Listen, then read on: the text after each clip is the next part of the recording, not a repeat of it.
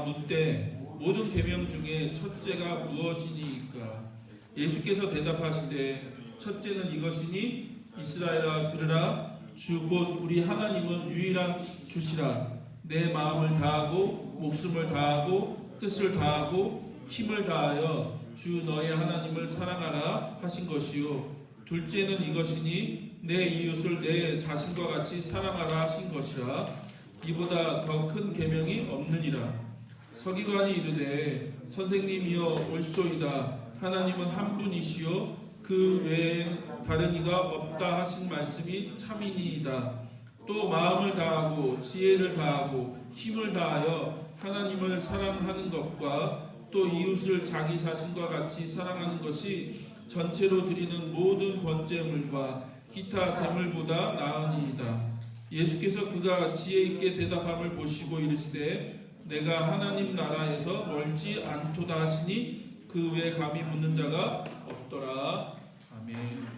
자, 우리 이 말씀 가지고 같이 오늘을 제목은 하나님 왕국에서 가장 큰 계명 이런 제목으로 같이 살펴보도록 하겠습니다. 이 앞의 사건을 우리가 좀 이해해야 되는데 예수님이 이제 그 나귀 새끼를 타고 예루살렘 성에 입성하시죠.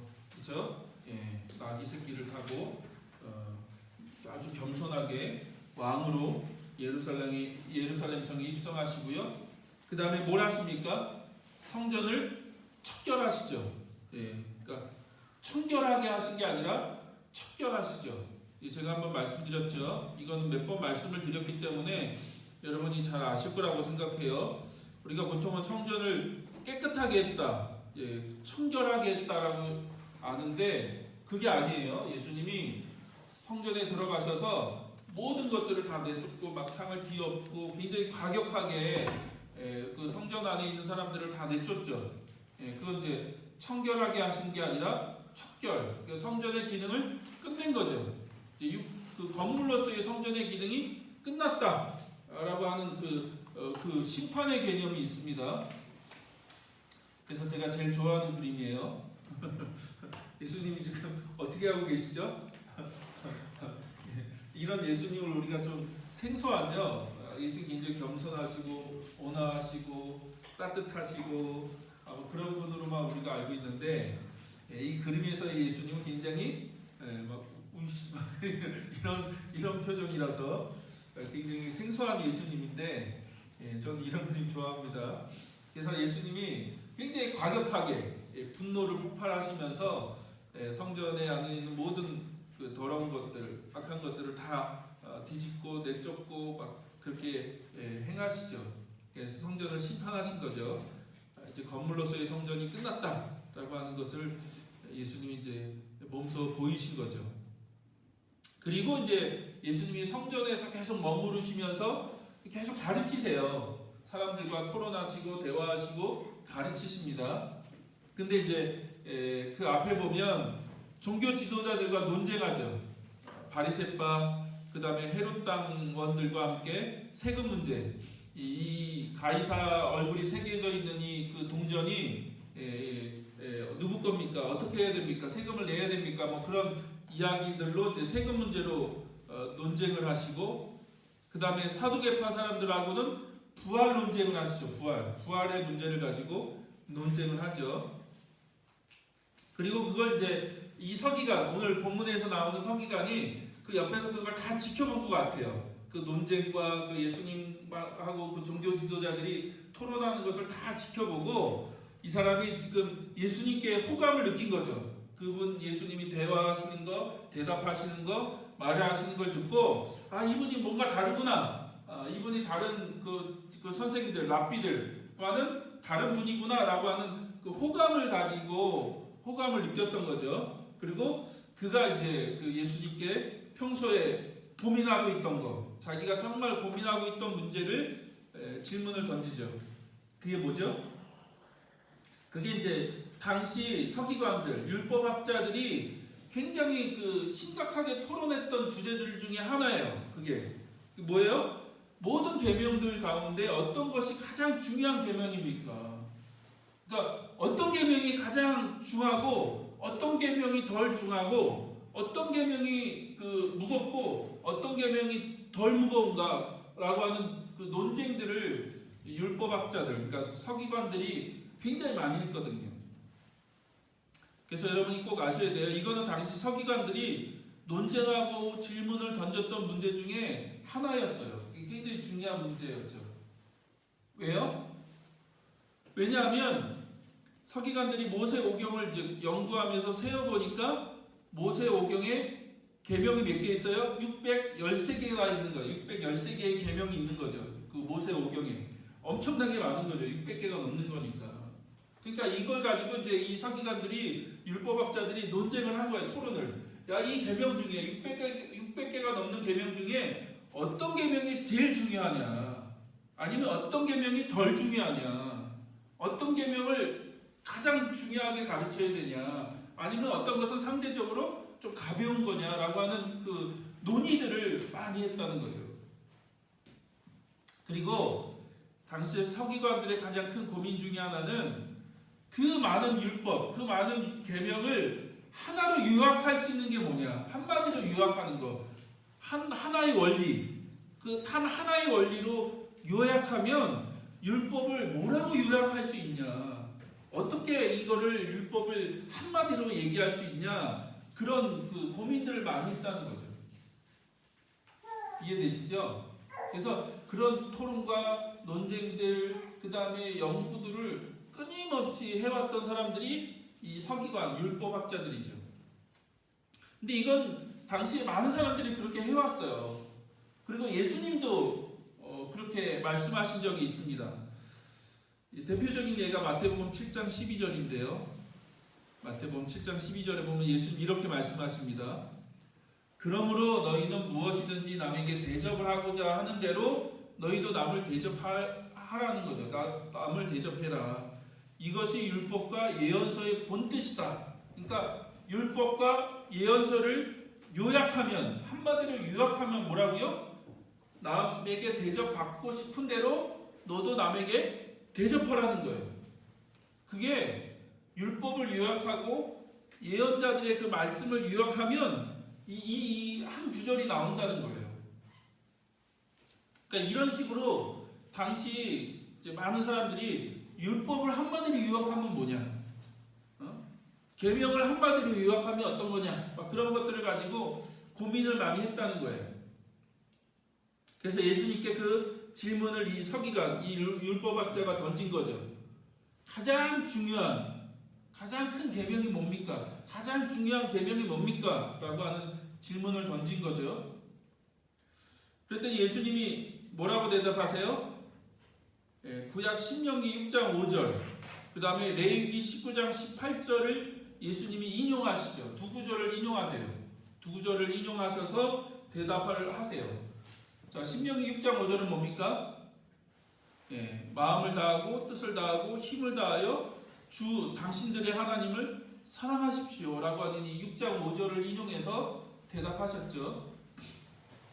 그리고 이것만 얘기하신 게 아니라 이제 레위기 19장 18절, 너는 너의 이웃을 내 몸처럼 사랑하여라 라고 하는 이 레위기 19장 18절을 인용하셔서 대답을 하셨어요. 그러니까 두 가지를 대답하신 거죠. 원래 그 율법학자는 아마 한 가지를 생각했을 거예요. 한마디로 요약하면 뭡니까? 라고 하나를 요구했을지도 몰라요. 근데 예수님은 두 가지를 대답하시는 거죠. 첫 번째는 하나님을 사랑하여라. 그리고 두 번째는 내 이웃을 사랑하여라 라고 하면서 두 가지를 대답하셨죠.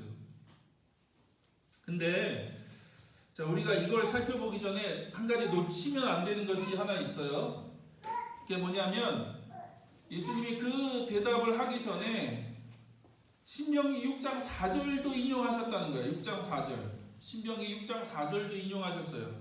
그게 뭐예요? 6장 4절에 보니까 이스라엘은 들으십시오. 우리 주님은 우리 하나님이시오. 주님은 오직 한 분뿐이십니다. 라고 하는 이 6장 4절도 예수님이 먼저 인용하셨죠. 그래서 뭐라고 얘기하세요? 하나님은 한 분이시다. 한 분. 너희의 하나님은 유일한 하나님, 한 분이신 하나님이다 라고 하는 얘기를 예수님이 먼저 얘기하시죠. 저는 이게 중요하다고 봅니다. 그러니까 첫째, 하나님을 사랑하고, 둘째, 내 이웃을 사랑하라고 하는 이 계명을 말씀하기 전에, 이 말씀을 하기 전에 그것의 근간이 되는 그 계명을 말씀하기 전에 더 중요한 하나님이 어떤 분이신가에 대한 얘기를 했다고요. 그 하나님이 누구예요? 한 분이시라는 거예요. 한 분. 그래서 이 신앙 고백이 구약 신앙의 핵심이죠. 구약 신앙의 핵심. 구약의 그 하나님에 대한 신앙을 한마디로 요약해라. 그러면 뭐예요? 하나님은 한 분이시라는 거예요.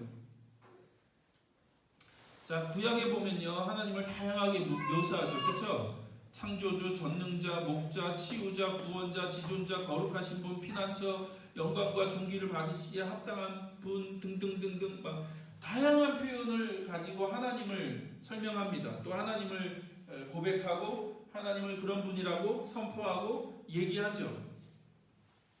근데 그 모든 것을 한마디로 요약하면, 한마디로 표현하면 하나님은 어떤 분이세요? 하나님은 한 분이시라는 거예요. 한 분. 하나님은 한 분이시다. 그러니까 유일하신 하나님. 다른 신은 존재하지 않는다. 이 땅에 어떤 신도 존재하지 않는다. 신이 존재한다면 하나님 외에는 다른 신은 없다라고 하는 얘기를 구약 성경은 하고 있다는 거죠. 그래서 그 하나님이 어떤 분이세요? 창조주이시고 통치자이시고 모든 영광과 부와 지혜와 능력이 하나님께 있는 거죠. 왜요? 그분은 한 분이시니까. 그러니까 그 모든 나머지 고백은 이 한 분이신 하나님이라고 하는 이 고백에서 출발하는 거예요. 하나님이 한 분이시기 때문에 창조주이시고 전능자이시고 모든 것을 통치하시고 다스리시고 그분에게만 능력과 부와 지혜가 있다라고 얘기하는 거죠. 왜요? 그분 외에는 신이 없기 때문에. 오직 하나님만이 유일한 신이시기 때문에 그런 거죠. 자, 이게요, 왜 중요하냐? 이게 왜 중요하냐? 제가 이 부분을 좀 설명드릴 거예요. 이게 왜 중요한지. 이 개념이 사실 그 언약하고 관계가 있기 때문에 그래요. 언약. 그러니까 이게 신명기 6장 4절, 5절 이게 이제 쉐마죠. 들으라 이스라엘에서 쉐마라고 하는 게 들으라라고 하는 말인데 이 쉐마, 이 이스라엘에게 주신 하나님 말씀, 율법, 계명을 얘기하는 건데 이게 사실 언약과 관계되어 있는 거예요. 언약, 계약. 이걸 이해해야지 이 내용, 이 말씀이 이해가 되는 거예요. 왜 첫째로 하나님을 사랑하고 둘째로 내 이웃을 사랑하라고 하셨는가? 이 얘기가 이해가 되는 거예요. 자, 우리가 이제 언약, 보통 계약이죠, 계약. 정확하게 말하면 계약이거든요, 언약. 근데 언약은 한쪽에서만 하는 게 아니죠.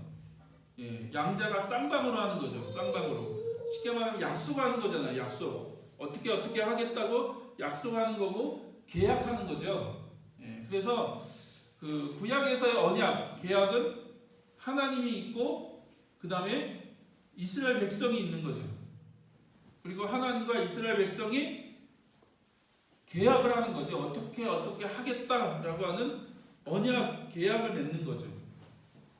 그리고 그 내용이 바로 율법이잖아요. 율법이죠. 자, 그래서 그 내용을 다시 살펴보면 그 계약을 하시는, 언약을 하시는 하나님은 어떤 분이세요? 한 분이시죠. 한 분. 그분이 한 분이세요. 한 분이신 하나님. 근데 그 한 분이신 하나님이 뭐라고요? 너희의 하나님이 된다는 거예요. 계약을 통해서, 언약을 통해서 이 한 분이신 하나님이 바로 이스라엘의 하나님이 되겠다라고 약속하시는 거죠. 계약하시는 거죠. 그러면 이스라엘은 어떻게 반응해야 돼요? 어떻게 해야 돼요? 이 언약 관계 가운데 이스라엘에게 요구하시는, 하나님이 이스라엘 백성에게 요구하시는 건 뭐냐? 그 하나님을 향해서 마음을 다하고 뜻을 다하고 힘을 다해서 살아가라는 거예요. 다른 게 아니에요. 하나님이 요구하시는 것은 야, 너하고 나하고 이제 계약을 맺을 거야. 언약 맺을 건데 너하고 나하고 언약을 맺으면 내가 너의 하나님이 돼줄게. 너의 하나님. 나는 한 분인데 나는 나 혼자 유일한 신 한 분밖에 없는 분인데 내가 너희들의 하나님이 돼줄게라고 하나님이 약속하시는 거고요. 이스라엘 백성들은 그 한 분이신 하나님을 향해서 온전히 사랑해야 된다는 거죠. 마음을 다하고 뜻을 다하고 힘을 다해서 하나님을 사랑해야 되는 거죠. 그러면 하나님이 그 언약 관계 안에서 어떻게 하세요? 항상 신실하시고 의로우신 분이시라는 거예요. 자, 나중에 한번 제가 이제 그 복음에 대한 얘기를 조금 더 할 때 믿음과 의로움에 대한 얘기를 할 거예요. 그렇죠? 여러분 많이 들으셨죠? 믿음으로 구원받고 믿음으로 구원받은 사람이 의로워진다는 얘기를 우리가 이제 수없이 어릴 때부터 들어왔던 얘기인데 사실 그 개념이 어디서 오는 거냐면 여기서 오는 거예요. 하나님이 언약 관계 안에서 하나님은 신실하세요. 변함이 없으시다고요. 그게 한번 말씀드렸죠. 그게 믿음이다. 신실함, 변함없는 게 믿음이에요. 그래서 하나님은 믿음직한 분이죠. 신실하신 분. 언약을 말씀하시고 그 언약을 지키시는 그 율법에 대해서 하나님은 너무나 신실하신 분이시죠. 그리고 그 하나님은 어떤 분이세요? 언약 관계 안에서 의로운 분이세요. 의롭다는 건 뭐냐면 여러분 의로움이라는 게 다른 게 아니에요. 언약을 잘 지키기 때문에 의로운 분이죠. 이해하세요? 근데 좀 지금 완전하게 이해가 안 되더라도 그냥 머릿속에 그렇게 넣어놓으시면 내가 나중에 설명을 드릴게요. 그러니까 의로움은 어디서 오느냐면 언약을 잘 지키기 때문에 그런 거예요. 언약이라고 하는 그 관계를 이해해야 돼요. 그래서 하나님은 의로운 분이시죠. 그래서 언약을 성실하게 준행하시고 지키시는 분이시기 때문에 의로우세요. 그래서 하나님은 신실하시고 의로우시죠. 그러면 그 하나님에 대해서 이스라엘 백성들은 어떻게 해야 돼요? 언약 관계 안에서 이스라엘 백성들을 하나님께 신실해야죠. 그렇죠? 그리고 동일하게 의로워야 된다고요. 의로워야 된다는 건 뭐냐면 언약을 잘 지키는 거죠. 언약을 잘 지켜야지 의로운 거죠. 그래서 그걸 다른 말로 하면 그게 순종이죠. 순종. 이해되세요? 그래서 그 하나님을 향한 마음이 중요하죠. 먼저 마음. 어떤 마음이요? 힘을 다하고 뜻을 다하고 마음을 다해서 하나님을 사랑하는 것. 그리고 그걸 통해서 하나님과의 그 언약 관계 안에서 하나님을 향한 신실함, 또 하나님을 향한 순종, 그게 이제 나오는 거죠. 하나님 원래 원하셨던 건 이런 거죠. 그래서 구약의 신앙의 핵심과 예수님이 말씀하신 신앙의 핵심은 같아요. 다른 게 아니에요. 구약에서도 이스라엘 백성들을 통해서 하나님이 똑같은 얘기를 하신 거예요. 나는 한 분이다. 너가 정말로 나를 전심을 다해서 온 너의 삶을 다해서 너의 모든 존재를 다해서 나를 사랑해야 돼 라고 말씀하시는 거고, 예수님이 지금 오늘 본문에도 서기관이 율법 중에 가장 큰 계명이 뭡니까? 라고 물을 때 예수님이 그 신명기 6장 4절과 5절을 인용하시면서 하나님은 한 분이셔요. 하나님 한 분. 그리고 그 하나님 한 분이신 하나님 어떻게 해요? 너가 온 마음을 다해서 힘을 다해서 뜻을 다해서 네가 그 목숨을 다해서 그분을 사랑해야 돼 라고 얘기하시는 거죠. 그러니까 이게 구약의 신앙의 핵심이고 또 예수님이 말씀하시는 신앙의 핵심이에요. 이게 구약과 신약이 따로 노는 게 아니고 하나예요. 그 신앙의 핵심은 바로 하나님을 사랑하는 거죠. 그래서 이걸 조금 더 구체적으로 살펴보면요. 서기관은 무엇이 어떤 것이 중요한 계명이냐고 물었는데 예수님은 두 가지로 대답하시죠. 첫 번째는 하나님을 사랑하는 것이야. 그렇게 얘기하시고 두 번째는 이웃을 사랑하는 것이다 라고 얘기하시죠. 이것이 가장 중요한 계명이고 이것보다 더 중요한 계명은 없다. 그러니까 율법, 계명, 구약의 모든 계명, 율법을 그냥 요약하면 이 두 가지가 가장 중요한 뼈대고 핵심이라고 예수님 말씀하시는 거죠. 그럼 하나님을 어떻게 사랑해야 하느냐? 마음과 목숨과 뜻과 힘을 다해서 사랑해라 라고 얘기하시는 거죠. 여기서 마음이란 내면의 모든 세계를 얘기하는 거죠. 그 다음에 목숨이란 생명을 얘기하는 거고, 그러니까 생명을 아끼지 말고 순교의 그 마음을 가지고, 순교의 정신을 가지고, 각오를 가지고 하나님을 사랑을 하는 것이고, 뜻이라고 하는 건 지성, 지혜를 얘기하는 거거든요. 그러니까 어떤 지성, 지식적인 부분을 얘기하는 거고, 힘이라고 하는 건 육체적인 힘뿐만 아니라 그 힘을 통해서 나타나는 능력과 어떤 뭐 재물과 그 모든 걸 다 얘기하는 거겠죠. 그러니까 마음은 내면적이라는 것을 얘기한다면 힘은 외적인 걸 얘기하는 거죠. 그러니까 한마디로 말하면 뭐예요? 너의 모든 존재, 삶이라고 하는 그 모든 존재, 모든 인격, 너의 모든 것을 가지고 하나님을 사랑하라 라고 얘기하시는 거죠. 근데 이게 이제 제자도라고 연결된다는 거예요. 제자도로. 이게 왜 제자도로 연결되느냐? 예수님 뭐라고 하셨어요? 우리가 계속 제자도 살펴보고 있는데 예수님 뭐라고 하셨어요?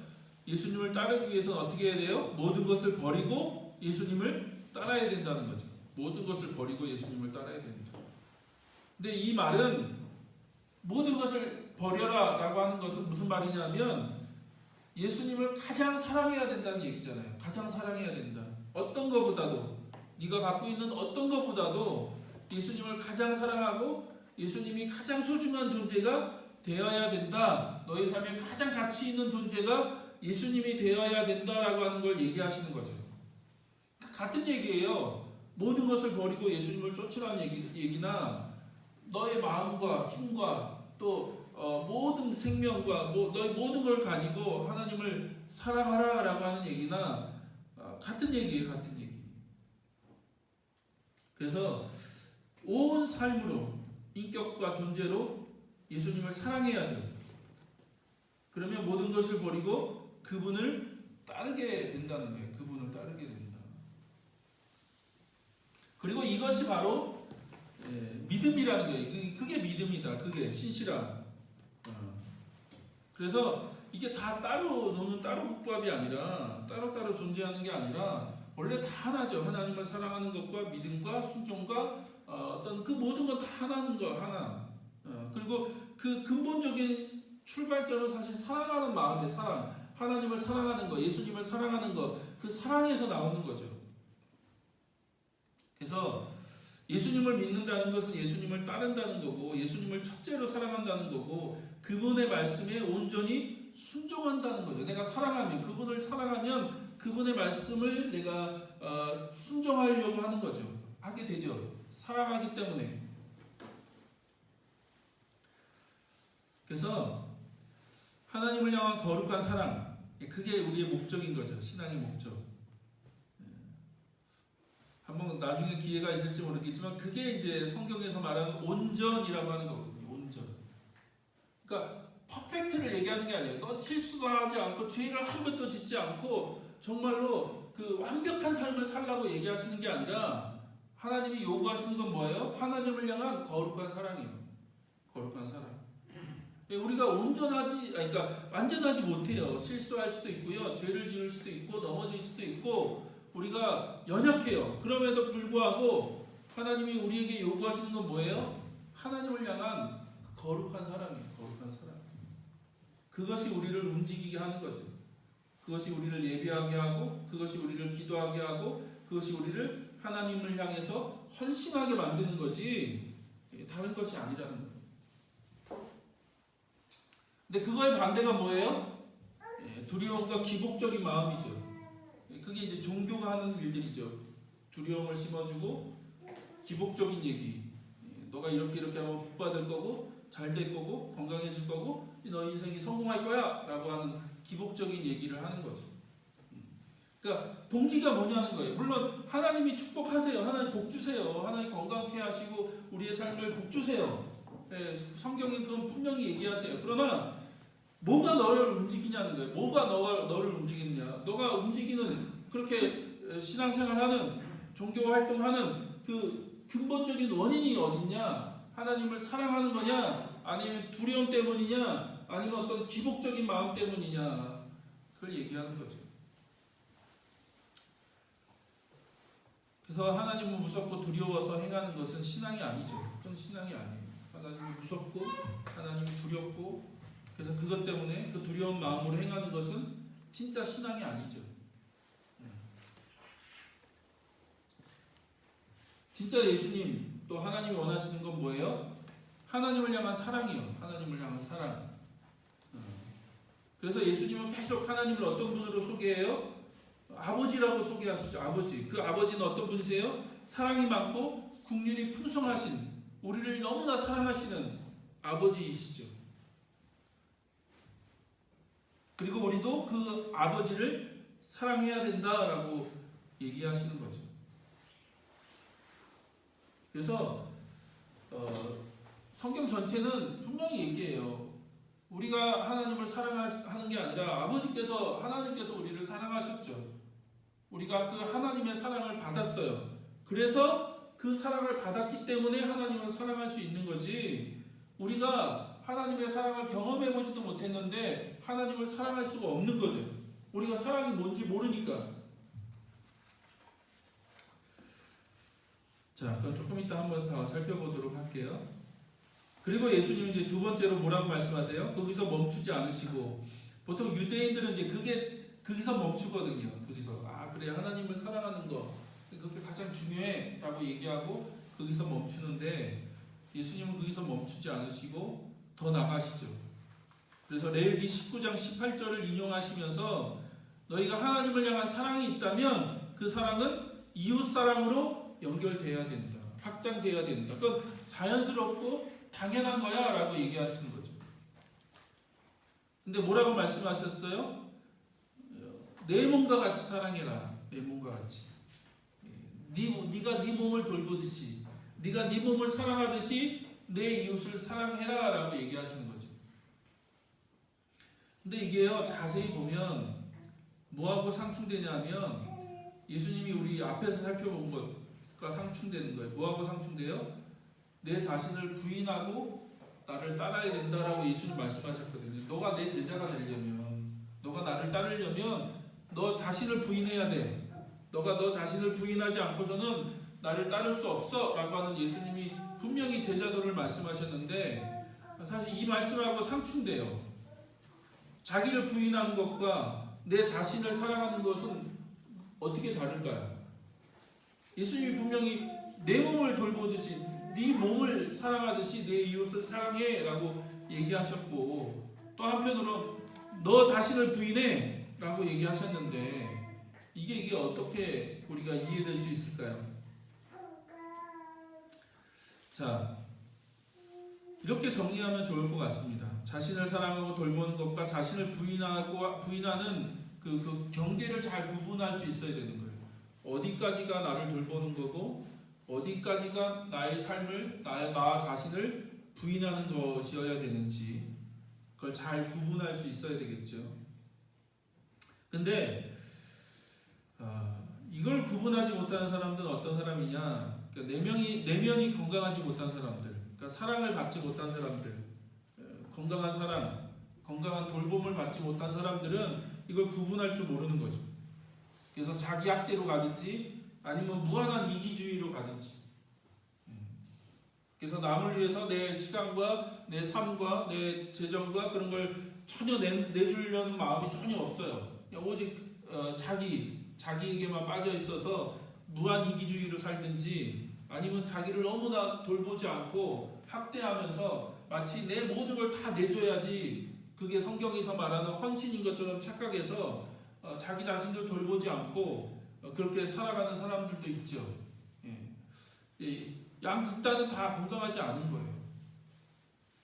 그리고 건강한 사람, 건강한 양육, 건강한 돌봄을 받지 못한 사람들이 이런 식으로 반응하죠. 왜냐하면 그 경계를 모르기 때문에. 근데 우리는 어떤 사람들이에요? 성경은 뭐라고 말씀하세요? 하늘 아버지의 사랑을 충분히 받고 그 사랑을 누리고, 그렇죠? 그 하나님을 온 삶으로 사랑하고 그런 삶을 사는 사람들은 그걸 잘 구분할 줄 안다는 거죠. 자기를 부인한 삶이 무엇인지, 또 자신을 돌보는 삶이 무엇이고, 그걸 통해서 이웃을 돌보는 것이 무엇인지를 안다는 거죠. 그래서 이 모든 것의 출발점, 사실 이 모든 것의 출발점은 뭐예요? 하나님의 사랑이죠. 하나님의 사랑. 하나님이 우리를 정말로 사랑하셨다라고 하는 이 사실이죠. 자, 그거를 한번 요한 1서를 통해서 확인해 볼까요? 요한 1서. 자, 우리 한번 읽어볼까요? 3장 16절, 요한 1서 3장 16절인데 같이 한번 읽겠습니다. 그리스도께서 우리를 위하여 자기 목숨을 버리셨습니다. 이것으로 우리가 사랑을 알게 되었습니다. 그러므로 우리도 형제 자매를 위하여 목숨을 버리는 것이 마땅합니다. 그렇죠?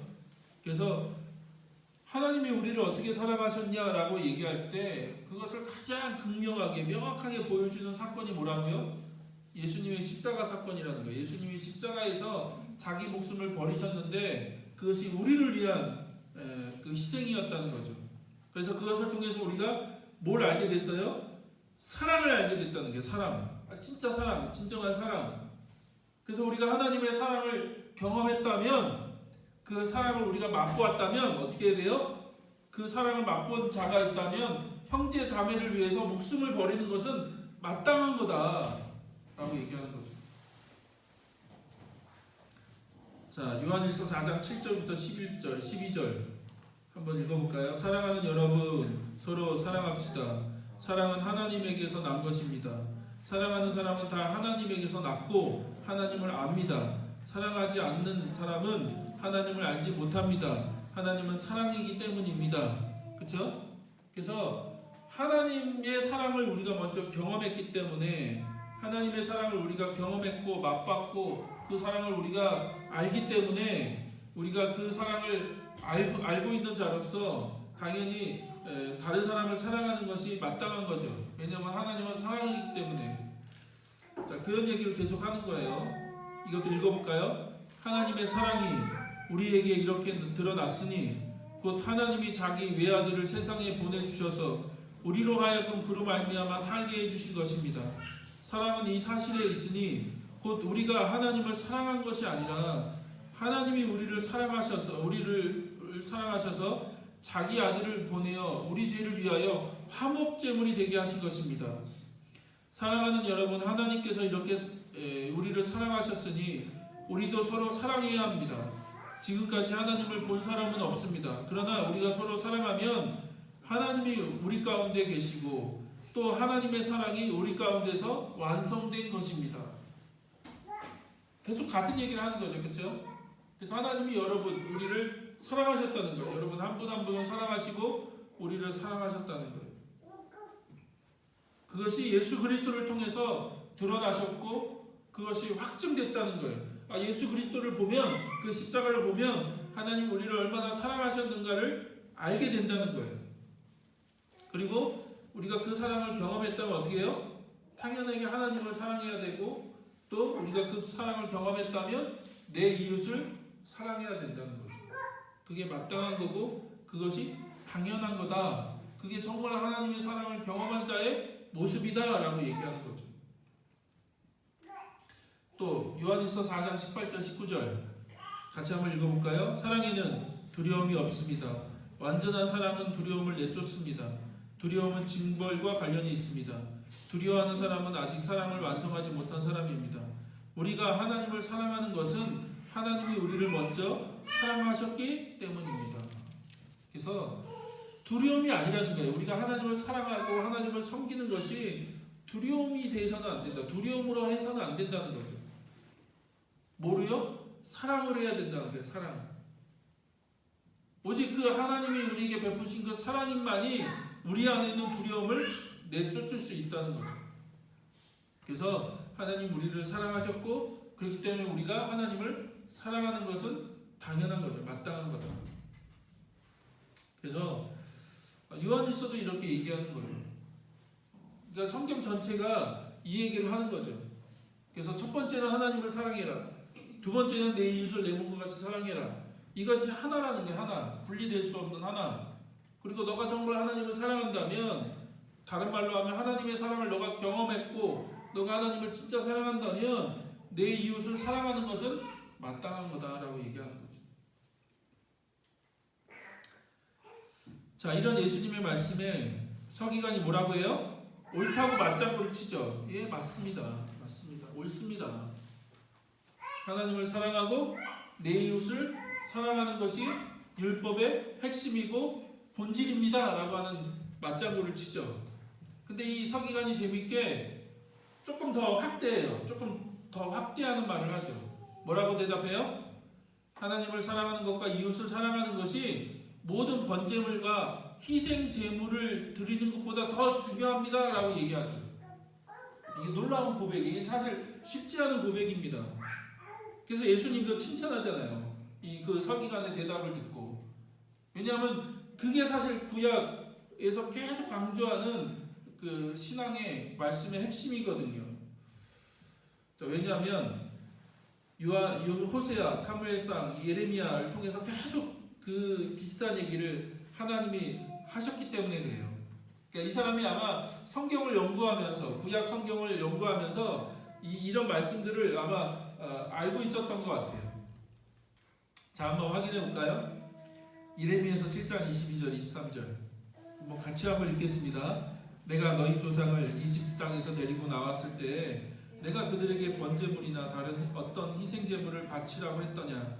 바치라고 명령이라고 했더냐? 오직 내가 명한 것은 나에게 순종하라는 것.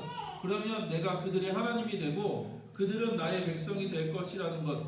내가 그들에게 명하는 그 길로만 걸어가면 그들이 잘 될 것이라고 한 것뿐이지 않더냐? 그렇죠? 하나님이 예레미야를 통해서 얘기하시는 거죠. 야, 내가 너희들을 그 애굽에서 건져낼 때, 내가 너희들을 애굽에서 이끌어낼 때 너희들에게 제사를 원했냐? 내가 제물을 원했냐? 그렇지 않다는 거야, 하나님이.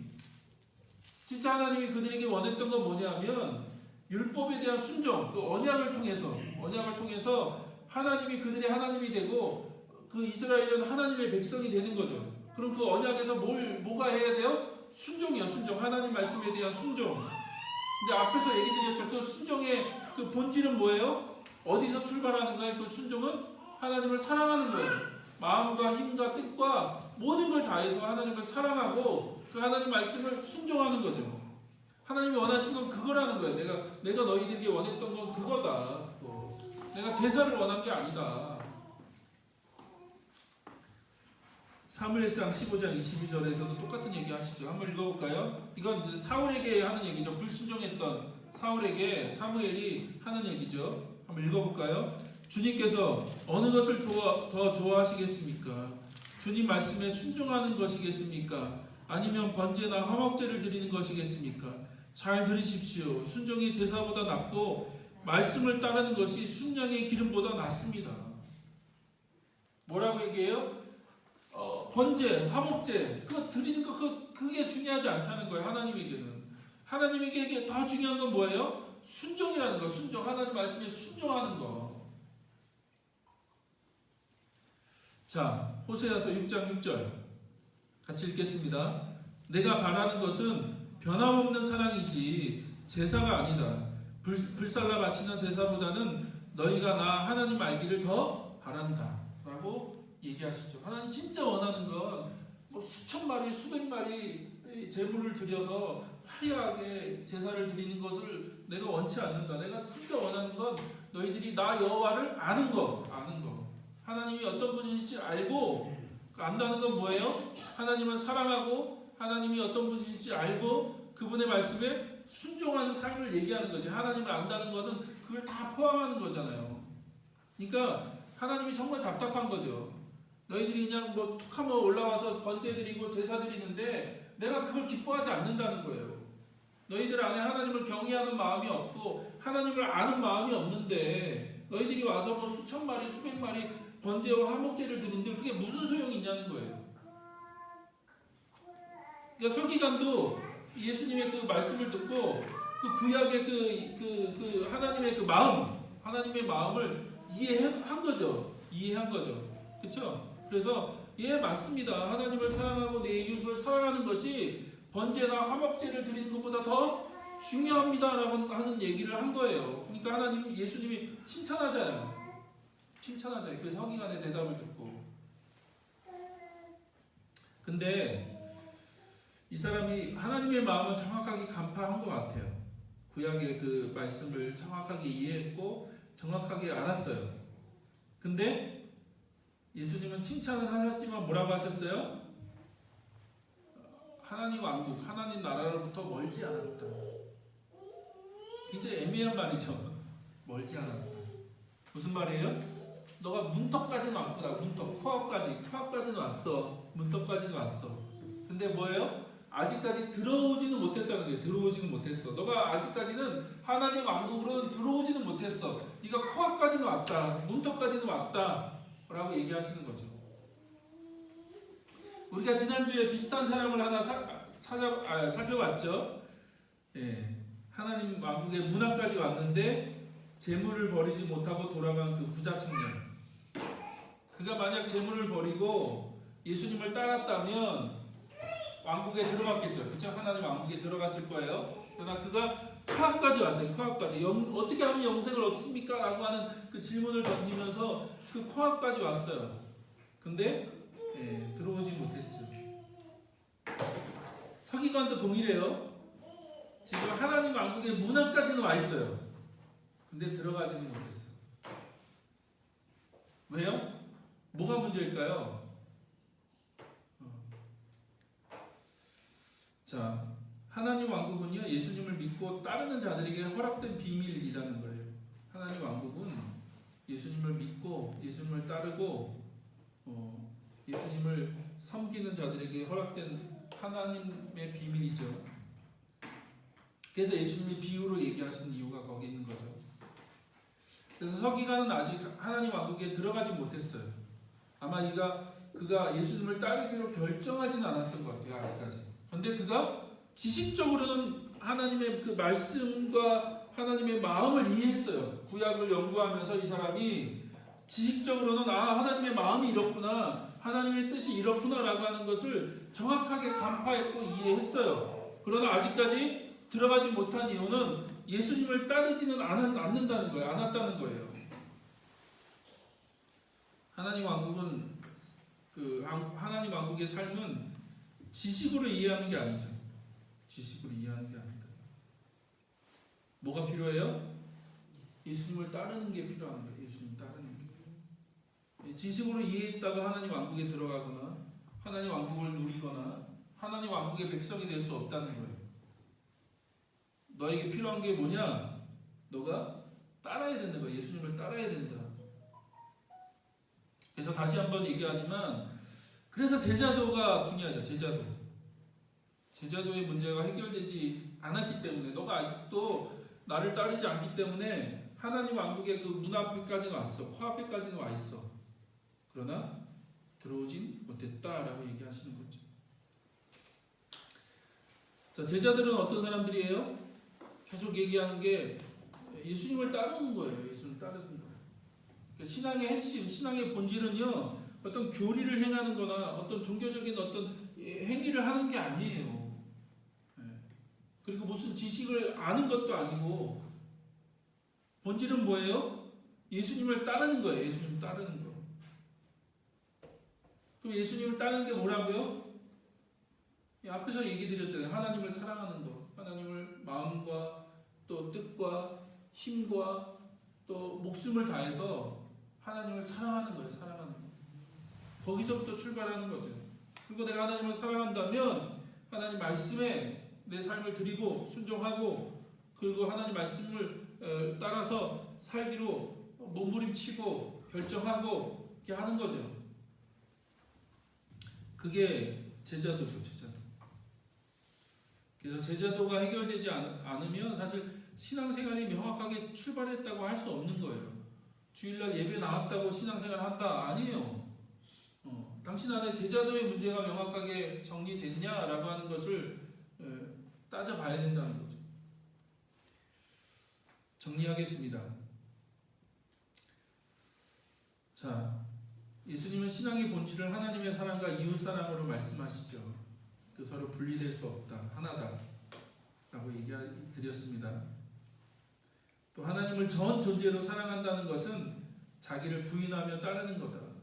자기를 부인하면서 예수님을 따르는 것이 하나님을 사랑하는 거다. 또 그것은 자연스럽게 이웃 사랑으로 확대된다는 거죠. 하나님만 사랑하는 신앙은 존재하지 않는다. 하나님을 사랑한다면 이웃도 사랑해야 된다는 거예요. 또 제자도란 하나님 왕국의 삶이고 예수님을 따르는 삶이며 하나님과 이웃을 사랑하는 삶이죠. 그게 예수님을 따르는 거고 신앙의 본질이고 신앙의 핵심이다라고 하는 얘기를 예수님이 하시는 거죠. 그래서 우리가 계속해서 예수님을 따라갔으면 좋겠습니다. 예수님을 따르는. 그리고 여러분이 계속해서 예수님을 따른다는 게 뭘까? 예수님을 따른다. 또 하나님 말씀 가운데 우리가 살아간다는 게 뭘까? 신앙생활 한다는 게 뭘까라고 하는 것을 계속해서 좀 고민하면서 우리의 신앙의 그 본질, 신앙의 핵심을 좀 성경적으로 잘 정리해 갔으면 좋겠습니다. 그래서 우리가 계속해서 예수님을 따르고 하나님 왕국의 삶을 살았으면 좋겠어요. 그리고 그것은 뭐 복잡하고 막 어려운 게 아니다. 하나님을 사랑하는 것이고 내 이웃을 사랑하는 거죠. 사랑하는 거. 그래서 사랑하면 할 수 있는 거죠. 사랑하면 우리가 사랑하지 않기 때문에 못하는 거지. 사랑하면 할수록 하게 돼 있고 그 사랑이 완벽한 사랑은 아니지만 그러나 우리가 하나님의 그 사랑을 경험하고 하나님을 사랑하고 이웃을 사랑하는 그 삶을 계속해서 선택해서 나아가는 것이 우리 신앙생활이다라고 하는 것을 다시 한번 확인하는 시간이 되었으면 좋겠습니다. 같이 기도할까요?